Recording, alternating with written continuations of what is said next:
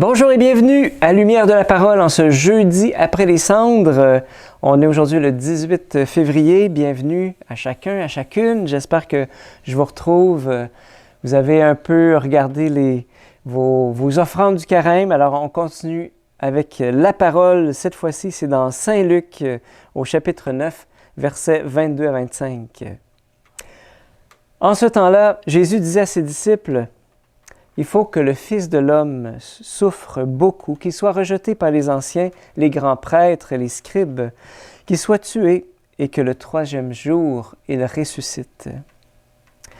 Il leur disait à tous: celui qui veut marcher à ma suite, qu'il renonce à lui-même, qu'il prenne sa croix et qu'il me suive. Car celui qui veut sauver sa vie la perdra, mais celui qui perdra sa vie à cause de moi la sauvera. Quel avantage un homme aura-t-il à gagner le monde entier s'il se perd ou se ruine lui-même? Cette parole me challenge à chaque fois. Celui qui veut marcher à ma suite, qu'il renonce à lui-même. Pour moi, là, c'est jamais fait une fois pour toutes. Renoncer à soi. C'est pas facile. Parce que je pense qu'on a tous un moi. Puis c'est une bonne chose d'être moi. C'est une bonne chose que toi, tu sois toi. Mais parfois, l'attachement à notre propre personne, ce qu'on appelle l'amour-propre, peut peser sur notre élan à aimer les autres. Et au fond, pourquoi est-ce que c'est challengeant de suivre Jésus? Pourquoi c'est challengeant de suivre Jésus? C'est parce que Jésus est l'incarnation de Dieu qui est amour. Jésus est l'incarnation de l'amour. Et que quand on veut aimer pour de vrai, on ne veut pas aimer seulement en parole, mais en acte, à ce moment-là, ça demande une mort à soi. Quand on aime au-delà des mots, eh bien, on ne peut pas aimer sans donner sa vie, sans donner de sa vie. Je pense que les parents, vous le savez ce que ça veut dire, donner sa vie là, pour ses enfants qu'on aime. C'est peut-être pour ça que les parents aiment tellement leurs enfants. C'est à cause qu'ils ont fait l'expérience de donner leur vie à leurs enfants.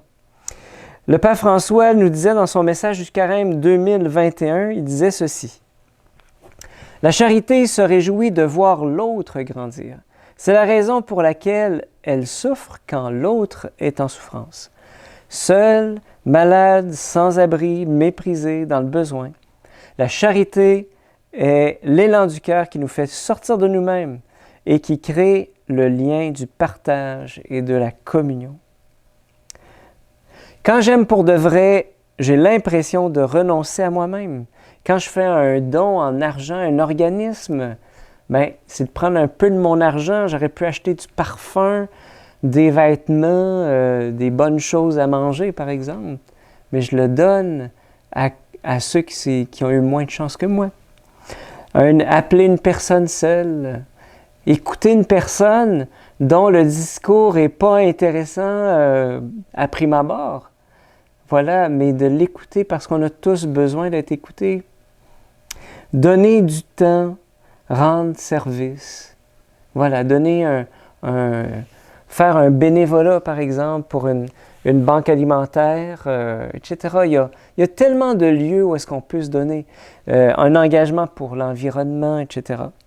Je me rappelle à Rome, j'ai vécu 5 ans à Rome, puis pour aller à l'université, et bien sur ma route, je pouvais rencontrer des fois, je pouvais être sollicité 5 fois sur mon chemin par des personnes itinérantes. Et je me rappelle, on ne pouvait pas donner à chaque fois, mais un bon dimanche, j'étais avec un collègue, un ami, on s'est dit, allez, on remplit nos sacs de bananes, de yogourt, de fruits, de shampoing, etc.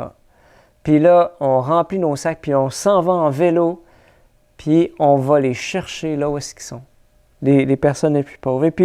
Et donc, plutôt que d'attendre que ce soit eux qui nous sollicitent, on allait les trouver. en vélo, on les cherchait. Puis on se disait, ah, il y en a un là. Et je me rappelle, on est allé sur le bord du Tibre, sous les ponts. On voyait des gens qui vivaient là, hein, dans la honte, voilà, qui n'avaient pas de maison.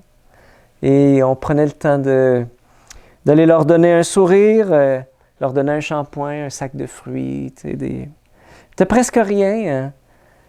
Mais les personnes étaient vraiment touchées. Mais surtout, je me rappelle de la joie qu'on avait en revenant à la maison. C'était une joie surnaturelle.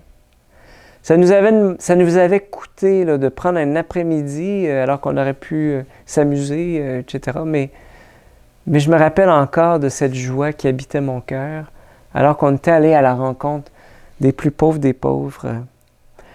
Et quand Jésus dit dans l'Évangile, il faut que le Fils de l'homme souffre beaucoup, qu'il soit rejeté, qu'il soit tué, et le troisième jour, il ressuscite. Le mystère de notre foi chrétienne, c'est le mystère de la mort et de la résurrection. Puis donner de sa vie, c'est un mystère de mort, mais qui nous amène toujours à la résurrection. Puis je pense que c'est ce que Jésus veut nous faire vivre durant ce carême, ce mystère de mort et de résurrection. Goûter à la joie de la résurrection. Alors, je te pose la question, as-tu déjà vécu ça, ce mystère de mort et de résurrection, à travers un geste d'amour que tu as déjà pu poser? Je te pose la question, on médite là-dessus, et puis on se retrouve demain. Alors, n'hésite pas à partager cette capsule, alors si tu es sur Facebook, sur YouTube, n'importe quoi, alors à partager, à liker, à faire connaître un petit peu nos diffusions ici de la paroisse Notre-Dame de Foi. Ça va nous aider, ça va nous rendre un grand service. Merci beaucoup, on se retrouve demain.